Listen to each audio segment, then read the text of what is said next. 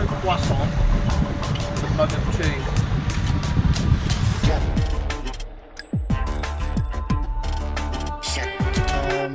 On your marks, get set, go!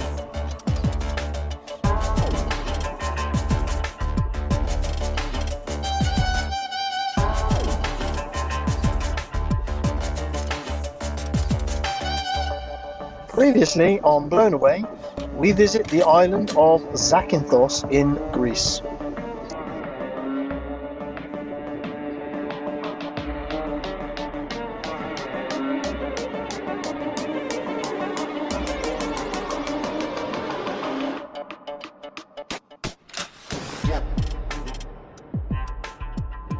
Hey guys, we are heading towards Katakolo on the mainland. We have just left Zakynthos town.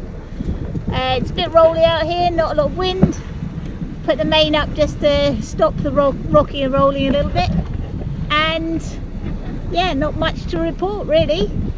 It's the beginning of June now, so temperatures are warming up. But it still gets a little chilly under our nice new bimini. It's very effective. What have you got to say? Get that camera out of my face, fool! Everyone remembers B.A. Baracus from the A-Team. No one remembers Face. Murdoch was quite cool. Murdoch was very cool. What did you think of Zakynthos? Zakynthos. It's typical kind of big touristy kind of town.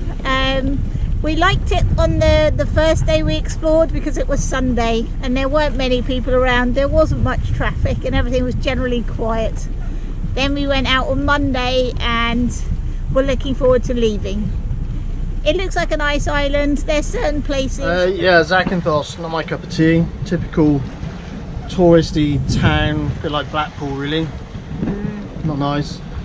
Bit dirty, bit smelly. It's just not my cup of tea. It's not something I would normally do, or something I enjoy doing. So let's go find somewhere nice and quiet. Let's find a smaller anchorage where we can go for a swim. The water's clean, and yeah, back to what we normally do. Because that isn't us.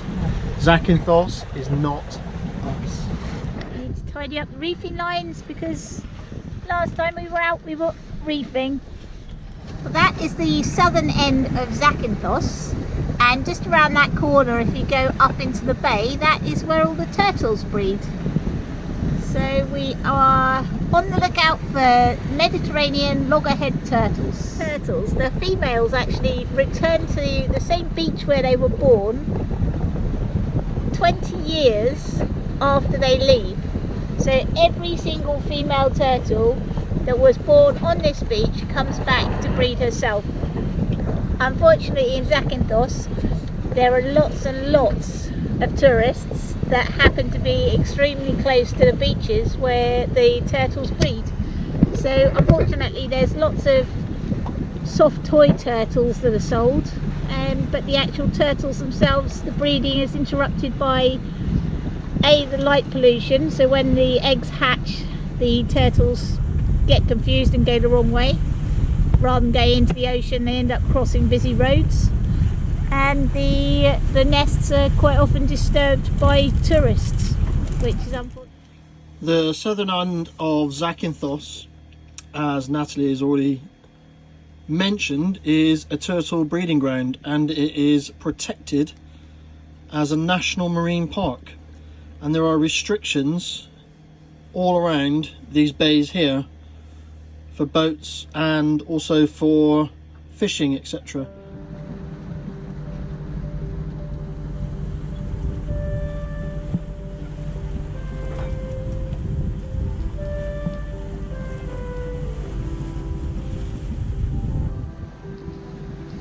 The foot pilot's slightly off course, but we'll let him off. Foot pilot! No autopilot on this boat. Well, we've got Colin. Yeah, but it only works when the wind's here. No wind, we're under engine, we have to steer by hand, or more likely by foot. Man up, princess. Oh, I'm not complaining about it, I've done it for thousands of miles. It doesn't bother me at all. But, and that is there. is the mainland already. COVID deal. Yeah. How far have we got to go? Distance to destination is 16.2 nautical miles. And we're doing roughly 6 knots, so less than 3 hours. 6.5 knots, we're going to take 2.3 hours. And we think that over there in the sailboat in the distance is our friends Sue and Ian on Avrio. And what does Avrio mean? Tomorrow. Tomorrow in Greek. Very good. And just in case any of you are transiting the area, just be aware that this is a military exclusion zone and it is used by NATO and obviously the Greek forces for mine laying practice, amongst other things. Wow, bit of an adventure this morning. We've rented a car and all part of the adventure, Nat's driving. We're off to a place called Olympia.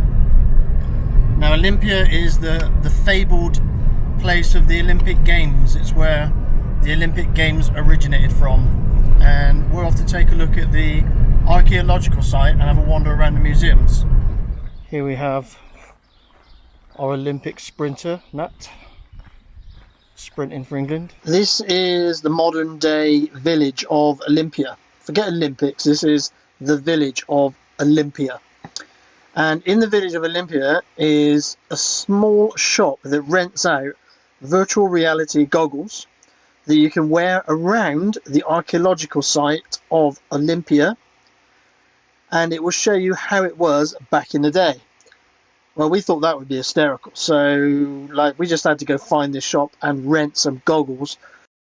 Over there, and over here, there's like a big fountain and some guy that solved the water problem, because there was a water problem because 40,000 people used to come to the Olympics. And up there's a really big tree. Oh, map. Got the map. Volume.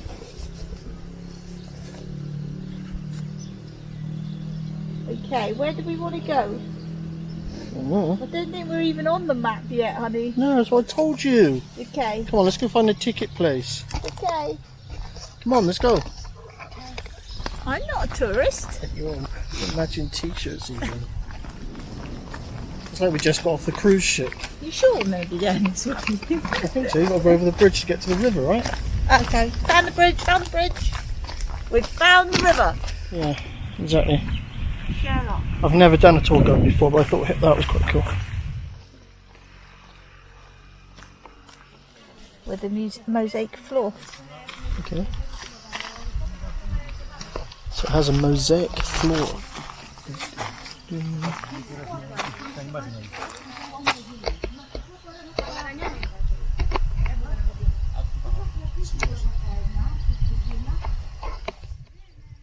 So basically, with these virtual reality goggles, you could walk up to any of these plinths that had information on.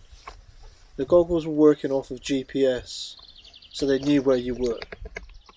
You could look at the ruins with your normal eyesight, then put the VR goggles on and see what the building used to be like.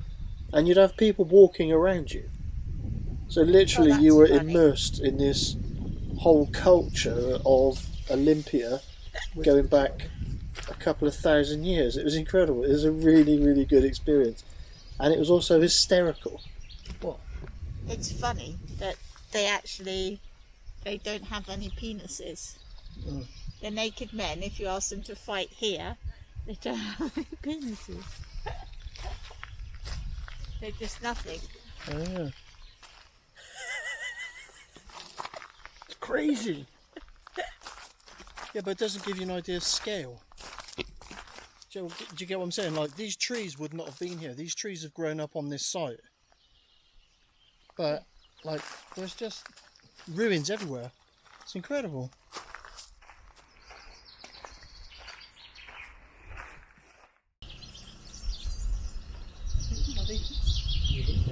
How clever. This is a virtual reality. Yeah, it's really cool. Yeah? Yeah. It's the first time we've ever done anything like this, but it's very clever. Okay. So this is a temple of Hera, Yeah. and there's a running commentary as well, so you get to hear everything that's being said, and you get to see this building Like as they interpret it as it was. So Yeah. yeah, it's quite clever. This is it, the entrance to the stadium, the original Olympic Games. Right, now off you go. And on your marks, get set, go! The original Olympic Village. You have to go visit, you have to see it. Get the VR goggles. I was in awe of the archaeological dig. What they have uncovered in this place is incredible. The history is just amazing. Day at the Olympics 2021. Go on, say it. Oh, I'm fed up of looking at old stuff now. I'm bored. We So we've just left Katakolo. Katakolo is the second largest cruise liner destination in Greece. We used our time in Katakolo to visit Olympia. Olympia is the origins of the Olympic Games. Lots of good information. We did a virtual reality tour, which was really cool. So I'll give you some more details on that, and maybe a link here in the description to the company that does the virtual reality goggles for it. And I'd strongly recommend anybody in the area takes a trip to Olympia. Currently we have 10 knots of wind, giving us 3.5 knots of boat speed, and Colin is at the helm. Colin is driving and doing a fine job of it as well, as you'd expect. Someone to put the bimini. I only wanted someone to put the solar panels. I didn't know it was going to be really cold under there. It's freezing! You're gonna have to invest in some blankets. The bimini works so well when there's any kind of breeze. It's actually quite chilly, and it's June. Go figure. So I thought I'd come up on deck just to show you what we're running. So mizzen's still in the bag, mainsail's still in the bag, and we've got the bigger Genoa up at the moment, which is pushing us along at about 3.5 to 4 knots in 12 knots of wind. If I put the main up, because the angle of the wind, this mainsail will blanket most of that Genoa and it will just start to flog. So there's not a great deal of point in putting up our mainsail. We could probably have ran with the parasailer, the big bright red sail that everybody loves, but unfortunately it's a bit of a faff putting it up, and I wasn't sure if the wind was going to build. I don't like flying it in more than say 15 knots of wind. Okay, so this area was kind of owned and operated by the Spartans, the famed Spartans who dangled their children over cliffs if they were deformed in any way. So if anyone's seen the movie 300, or there's numerous Hollywood movies about Sparta and Spartans, that's where we're heading. So I'm hoping to get a bit more information about Sparta, really. I think that'd be quite cool. Once again, and thank you for supporting us. We're slowly but surely getting more subscribers to the channel, which is good fun. We actually get email notifications of people that subscribe. So to all the new people that have joined in the last month or so, that's May and then into June, thank you. It's good to see that people are enjoying the videos that we make. Just ahead of us is the entrance to Kiprisia. Our next stop on our way south is Kiprisia. In the pilot book it does say that there are turtles in this harbour, so you expect to see one or two, or more likely in our case none. We spent most of the evening watching turtles. There were so many of them. I put the drone up, and at any one point in time you could see 5 or 6 turtles just swimming around the harbour. Kiprisia itself is a commercial harbour. It's really not set up for leisure vessels. There are very large bollards on top of the dock, or there are large rusty metal rings in the walls, and there are very few tavernas in, on or around the dock itself, but it's worth coming here just to see the turtles.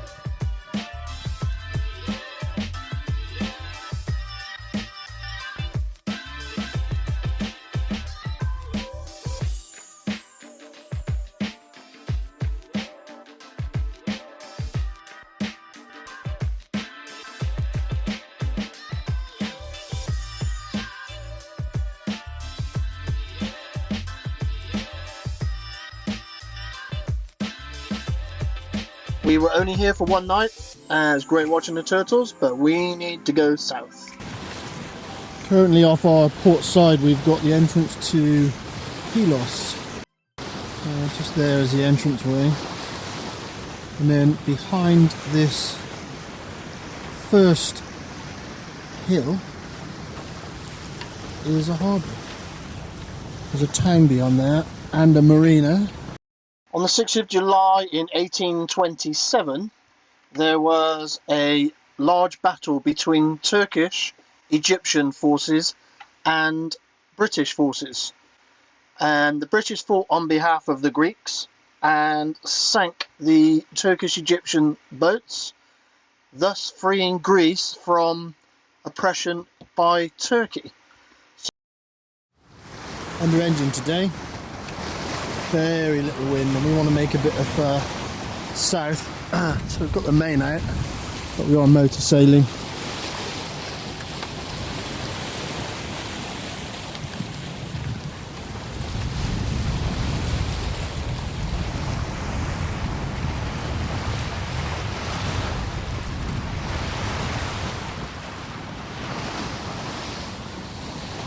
Beautiful day.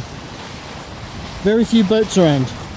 After COVID lockdown number 2, very few people can get here, so at the moment I've got 1, 2, 3 boats on the horizon, and there was another yacht behind us, or maybe a powerboat actually.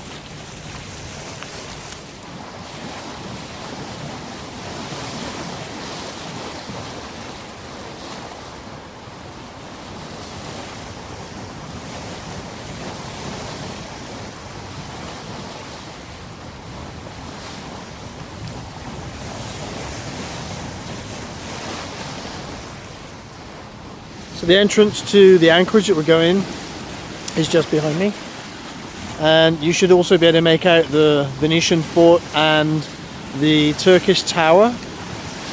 We're quite excited about being here. It's Mythoni. The area is just steeped in history. It's like walking back in time, going around some of these places. I think this place is going to be equally as good as Olympia. Really looking forward to anchoring here. We're going to sit here for a couple of days while we're waiting on not a storm, but there's some stronger winds, 25-30 knot gusts. So we're going to wait here until that clears before we round the Cape. Bearing in mind that the Cape here is the second most southerly point of Europe. The winds here can be quite daunting. There's several air masses that meet in this location. The winds come from different directions, so we have to tread carefully with where we're going over the next few days, the next week, and then we'll start heading north again. We're going to start heading up towards Athens.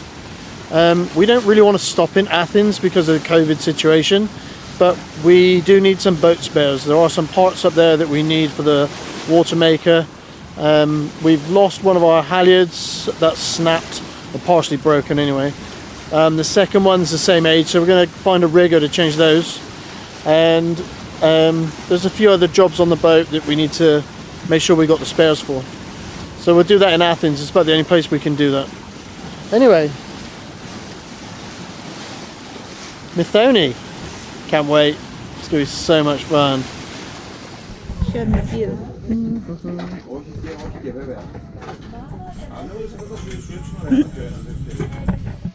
I asked Nat, I said to her, of all the places we have been in the last 4 years, name your top 3.